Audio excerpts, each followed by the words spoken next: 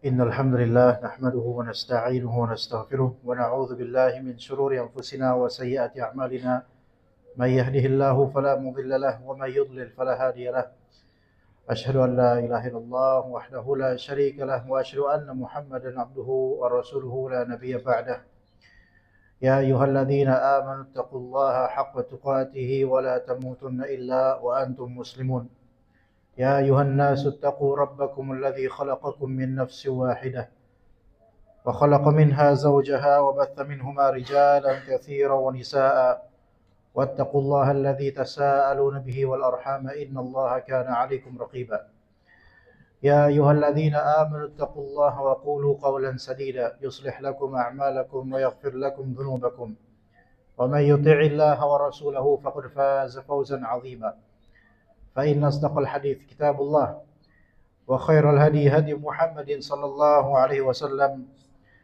وشر الأمور محدثاتها وكل محدثة بدعة وكل بدعة ضلالة وكل ضلالة في النار أما بعد معاشر المسلمين رحمني ورحمكم الله أوصيكم ونفسي بتقوى الله وطاعته فقد فاز المتقون. Jemaah hadirin sidang Jumat yang berbahagia, dimuliakan dan diberkati oleh Allah Azza wa Jalla. Sesungguhnya di antara yang Allah Subhanahu wa taala akan minta pertanggungjawaban pada kita adalah lisan kita dan buah dari lisan yang telah kita ucapkan. Allah Subhanahu wa taala berfirman, "Ma yalfidhu min qawlin illa ladaihi raqibun atid." Yang mananya tidaklah seorang melafalkan sesuatu kecuali padanya ada raqib atid. Dan raqib atid ini adalah sifat untuk dua malaikat yang mencatat amal. Jadi raqib atid ini bukan namanya malaikat itu. Satu raqib, satu atid bukan. Melainkan raqib itu sifat, atid itu sifat. Untuk dua malaikat secara bersamaan. Yang keduanya itu mencatat amalan manusia. Yang kata Allah Azza wa Jalla surat Qaf, "Ma yalfidhu min qawlin illa ladaihi raqibun atid." Dan keduanya itu duduk di kanan dan di kiri setiap manusia. Dan Allah Ta'ala lebih tahu, lebih mengetahui bagaimana mereka semua dari malaikat-malaikat yang mencatat amalan setiap manusia. Jadi raqib itu adalah muraqib, yaitu yang selalu memantau, mengawasi, melihat. Kemudian atid maknanya hadir, yaitu yang selalu hadir kemanapun manusia itu pergi, dimanapun dia berada. Maka dua sifat ini, yaitu sifat muraqib dan hadir, sifat mengawasi, memantau dan juga selalu hadir, itu ada pada kedua dari malaikat ini, setiapnya. Maka yang ada di surat Qaf, raqib atid itu bukan nama salah satu dan keduanya, bukan, melainkan itu sifat untuk keduanya. Makanya kata Allah, "Ma yalfidhu min qawlin illa ladaihi raqibun atidun." Bukan raqib wa atid, bukan. Tidak ada waw di situ, tidak ada dan. Sehingga ini adalah sifat untuk dua malaikat itu. Jadi kedua malaikat ini tersifati dengan selalu mengawasi, memantau dan juga selalu hadir. Kata para ulama, bahkan sekalipun seseorang berada di kamar mandi, maka kedua malaikat ini juga memantau dan mencatat bagaimana amalan dia. Ma'asyiral muslimin rahimani wa rahimakumullah, ma yalfidhu min qawlin, tidaklah terlafalkan dari suatu lafal oleh insan, melainkan ini dicatat oleh malaikat-malaikat ini. Menunjukkan bahwasanya kita akan diminta pertanggungjawaban. Dan kita akan diperlihatkan amalan dan hasilnya di hari akhir nanti. Maka sehendaknya seseorang merenungi firman Allah Azza wa Jalla, "Ya ayyuhalladzina amanu taqullaha wal tanzur nafsum ma qaddamat lighad." Hai orang beriman, bertakwalah kalian kepada Allah dan hendaklah jiwa itu melihat apa yang telah dia lakukan untuk keesokan hari. Kata Ibnul Jauzi rahimahullah taala, "Wal tanzur nafsum ma qaddamat lighad." Lafal ghad di sini memang maknanya esok, namun orang Arab, kata beliau, dahulu kala orang Arab seringkali menyebutkan ghad, yaitu esok, untuk yaitu hereafter, yaitu untuk hari kebangkitan, hari diperhitungkannya amal saleh dan amal buruk. Maka ma'asyiral muslimin rahimani wa rahimakumullah, tentang lisan dan juga tentang keingintahuan di zaman sekarang itu meningkat dibandingkan zaman dulu. Kalau mungkin di zaman dulu kita melihat mungkin emak-emak atau ibu-ibu mereka ngerumpi di pada tukang sayur, mengacak-acak sayur sambil membeli sambil ngerumpi. Namun kalau sekarang seseorang bisa di kantornya ngerumpi, bisa saja di rumahnya menghibahi puluhan orang dalam sekejap bisa. Bisa saja mengomentari di YouTube segala hal. Maka sekarang kesempatan untuk berbuat dosa itu sangat terbuka lebar. Sebagaimana kesempatan untuk mendulang pahala juga terbuka lebar. Maka kita kontekskan khutbah ini jemaah sekalian dengan materi tentang masalah ghibah dan membicarakan aib orang lain. Kita kontekskan dengan kekinian, di mana semua dari kita memiliki handphone. Bahkan sebagian dari kita memiliki lebih dari satu handphone. Kemudian banyak dari kita memiliki atau mempunyai akun lebih dari satu platform media sosial. Kita mungkin buka Instagram, Facebook, YouTube, dan seterusnya everyday, setiap hari. Dan kita mungkin membuka hal-hal yang tidak sepantasnya kita buka, dari wacana-wacana ghibah, aib-aib manusia, aurat-aurat yang kita dilarang untuk melihat dan mengubarnya. Maka jemaah sekalian rahimakumullah, ada hadis Nabi SAW yang menjadi peringatan juga untuk kita semua, termasuk yang sedang berbicara. Ya ma'asyara man amana bilisanihi wa lam yu'min biqalbih. Wahai orang-orang yang mereka itu beriman dengan lidahnya doang, namun tidak beriman dengan kalbunya. Tidak belum masuk walam yadkhulul imanu qalbah, dan iman itu belum masuk ke kalbunya. La taghtabul muslimin. Janganlah kalian menghibahi kaum muslimin. Wala tattabi'u auratihim. Dan janganlah kalian itu mengamat-amati atau mencari-cari aurat mereka. Auratnya kaum muslimin, baik individual atau sosial. Fa innahu man ittaba'a auratihim yattabi'u Allahu auratah. Maka barang siapa yang meneliti atau mencari-cari aurat kaum muslimin, maka Allah Ta'ala akan mencari-cari auratnya. Jadi ittiba' di sini betul-betul mencari-cari dan bakal ketemu. Wa may yattabi'u Allahu auratahu yufaddihu fi baitihi. Dan barang siapa yang Allah Ta'ala sudah cari-cari auratnya atau aibnya, maka Allah Ta'ala akan mempermalukan dia walaupun dia sedang berada di rumahnya, tanpa dia sadari. Jemaah sekalian rahimani wa rahimakumullah. Kata Nabi SAW, la taghtabu al-muslimin. Janganlah kalian menghibahi kaum muslimin. Kata para ulama maknanya ini, la tadhkuruhum fi ghaibatihim bima yasu'uhum wa yuhzunhum. Maka jangan engkau sebut tanpa sepengetahuan mereka hal-hal yang jika engkau sebut maka mereka akan sedih atau akan merasa tidak suka dengan itu. Biasanya tentang aib, hal-hal yang tadi tertutup, maka jangan disingkap. Na'udzubillah min dzalik. Kita menyingkap aib diri kita saja di masa lalu aja itu haram. Apalagi menyingkap tentang aib orang lain yang Allah Ta'ala tutup dari pandangan mata orang lain. Nabi SAW dalam hadis riwayat Sahih Bukhari, Nabi SAW mengatakan, kullu ummati mu'afan illa al-mujahirin. Setiap umatku itu diampuni kecuali orang-orang mujahirin. Mujahirin bukan muhajirin. Dan mujahirin di sini orang-orang yang bersikap jahri, yaitu terang-terangan. Maka kata para sahabat, wamal mujahirun ya Rasulullah. Siapa itu mujahirun? Maka kata Nabi SAW, yang maknanya mujahir adalah orang yang tadi malam, ini data sampel yang Rasulullah berikan, orang yang tadi malam melakukan suatu amalan maksiat. Kemudian Allah Ta'ala tutup amalan tersebut dari mata orang-orang. Namun pada pagi harinya dia bercerita kepada teman-temannya, tadi malam saya begini, saya begitu.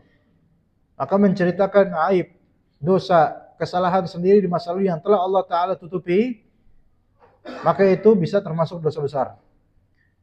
Dan tidak Allah Ta'ala ampuni sampai dia bertaubat. Itu untuk dosa sendiri dan aib sendiri kalau diceritakan kepada orang lain. Maka apalagi kalau misalnya tentang aib orang lain yang orang tersebut berusaha menutupinya, atau Allah Ta'ala jelas-jelas menutupi aib tersebut, lalu kemudian kita bincangkan di khalayak ramai, maka na'udzubillah min dzalik. Maka besar sekali dosanya. Memang sebagian dari ulama mengatakan, di antara Imam Nawawi atau lain dari para ulama, mereka mengatakan bahwa saya tidak ada ghibah, tidak ada hukum ghibah lagi bagi orang yang terang-terangan berbuat maksiat. Maka ini sahih. Bagi orang-orang yang terang-terangan berbuat maksiat di konten dia misalnya, atau di keramaian, maka tidak ada masalah untuk menyebut keburukannya. Karena dia sendiri telah melakukan kefasikan dan kefajiran dengan maksiat terang-terangan tanpa malu. Namun sekali lagi, keterang-terangan dia pun dalam bermaksiat itu tentu tidak sampai ke seluruh telinga atau seluruh mata manusia. Maka yang afdol adalah sebaiknya tidak perlu kita sebut maksiat orang tersebut atau aib orang tersebut di telinga orang-orang yang belum tahu.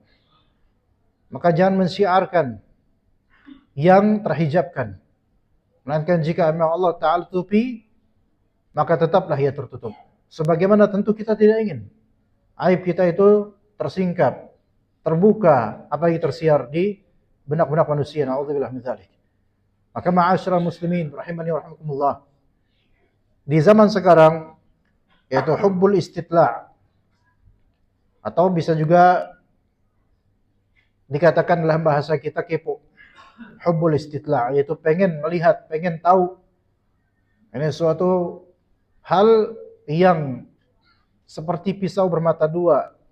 Jika dimanfaatkan untuk kebaikan maka alhamdulillah. Namun kebanyakan dari kita tanpa sadar melakukannya dalam hal yang negatif dan sia-sia. Kata Allah Azza wa Jalla di surat Al-Isra, "Wala taqfu ma laysa laka bihi ilm." Maka jangan kalian turuti apa-apa yang kalian tidak punya ilmu pasti tentangnya. Inna sam'a wal basara fuada, kullu ulaika kana anhu mas'ula. Sesungguhnya pendengaran, penglihatan dan juga hati, semua itu akan diminta pertanggungjawabannya. Dan di zaman sekarang kita memiliki hobi scrolling up atau down untuk media sosial kita, baik Instagram mungkin, short videos di YouTube atau Reels di Facebook dan semisalnya. Dan banyak sekali hal-hal yang kita lihat dengan singkat. Ya mungkin tentu jemaah di sini, terutama orang-orang yang memiliki pendidikan sebelumnya, lebih mengetahui tentang bagaimana masalah dopamin dan juga efek bermedia sosial seperti ini, scrolling up dan down seterusnya. Dan mudah sekali mendapatkan reward dari ketercanduan dalam melihat reels video ini. Sehingga kita tahu ini, tahu itu, tapi pengetahuan yang tidak ada manfaatnya sama sekali. Pengetahuan yang seperti buih-buih di sungai, yang gampang sekali meletus dan tidak ada artinya semua. Sementara ini mungkin kecerdasan akan berkurang dengan hal-hal seperti ini. Dan ajaibnya kita tahu yang namanya algoritma. Ketika kemudian kita melihat artis fulan begini, maka algoritma kita akan berkisar di artis fulan itu. Terus kemudian aib-aibnya terumbar di pandangan kita. Aurat-auratnya tersingkap di mata kita. Ingat hadis tadi jemaah sekalian rahimakumullah, kalau dia seorang muslim dan aurat atau aibnya kemudian kita lihat dengan reels yang beragam, terutama di TikTok misalnya. Maka kemudian tersimpan di memori hati kita. Lalu apakah kita tidak takut bahwasanya pada waktunya Allah Ta'ala akan membalas bahwasanya ketika kita sedang berada di rumah, aib kita sedang tersingkap dan tersiar di suatu tempat. Dan Allah Ta'ala maha membalas segalanya. Jemaah sekalian rahimani rahimakumullah, berhentilah dari melihat aib orang lain. Dan bersikap antipati terhadap pengetahuan tentang aib orang lain. Dan berhenti dari mencari-cari atau bertanya-tanya tentang aib orang lain. Allah Subhanahu wa Ta'ala melarang hal-hal seperti ini sebagaimana di dalam surat Al-Maidah. Larangan Allah terhadap orang beriman, la tas'alu an asya'a in tublakum tasukum. Jangan kalian nanya sesuatu hal yang kalau jawabannya itu tampak bagi kalian, itu akan membuat kalian menjadi tidak enak. Kerap kali kita bergaul dengan banyak orang yang kita tidak ketahui aib mereka, semuanya free, enak, bebas, bicara enak, nyantai. Tapi ketika kita mengetahui aib fulan, lalu kita ketemu dengannya, maka seperti ada beban. Ada beban. Maka aib manusia yang kita ketahui adalah beban untuk pundak kita. Maka agar kita lebih nikmat berjalan di muka bumi ini, menyedikitlah dalam mengetahui aib orang lain, dan lihatlah bahwasanya di cermin tersebut terlalu banyak numpuk aib kita. Wassallallahu ala nabiyyina Muhammadin wa ala alihi wa sahbihi ajma'in. Aqulu qawli hadza wa astaghfiruhu innahu huwal ghafurur rahim.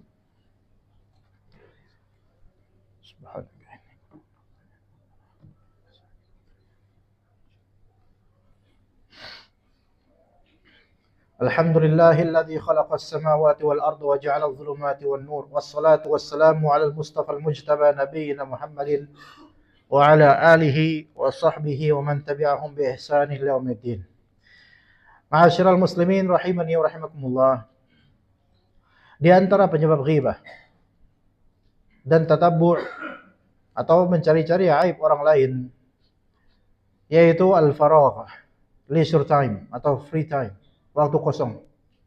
Nabi SAW menyebutkan dalam hadis di dalam Sahih Bukhari, ni'matani maghbunun fihima katsirun bainan nas. Ada dua nikmat yang banyak manusia itu mereka merugi dengan dua nikmat ini, yaitu as-sihhatu wal faragh, yaitu kesehatan dan juga waktu luang. Dan banyak dari orang kita zaman sekarang, baik di Indonesia atau luar negeri, menghabiskan waktu luangnya untuk membuka media sosial atau video-video dan semisalnya yang tidak ada manfaatnya untuk dirinya. Ya, seandainya dia manfaatkan untuk kebaikan, untuk zikir, dan untuk hal-hal yang bermanfaat untuk future-nya atau masa depannya, maka insya Allah itu akan baik. Dan jemaah sekalian rahimakumullah, mungkin tentu sebagian dari kita atau banyak dari kita mengetahui bagaimana beberapa jaringan dalam otak, yaitu adanya default network dan juga ada eksekutif atau cognitive network. Banyak dari orang kita itu mereka malas untuk mengoptimalkan eksekutif atau cognitive network untuk berpikir keras, mencari solusi. Dan kebanyakan hanya untuk santai saja, ngobrol nyantai, ngopi dan seterusnya. Yang aktif hanya default networknya untuk santai-santai. Memang ini bermanfaat seringkali mengkreasikan ide-ide yang kreatif, alhamdulillah, dan itu nikmat dari Allah. Tapi banyak dari kita menghabiskan leisure time atau waktu free kita untuk hal-hal yang tidak bermanfaat, untuk canda-candaan yang tidak inspiratif, tidak ada manfaatnya untuk masa depan sama sekali. Orang-orang kita itu jemaah sekalian, banyak dari kita pusing sedikit apa slogan kita, ngopi dong ngopi, nongkrong, dan semisalnya. Nongkrong apa ya?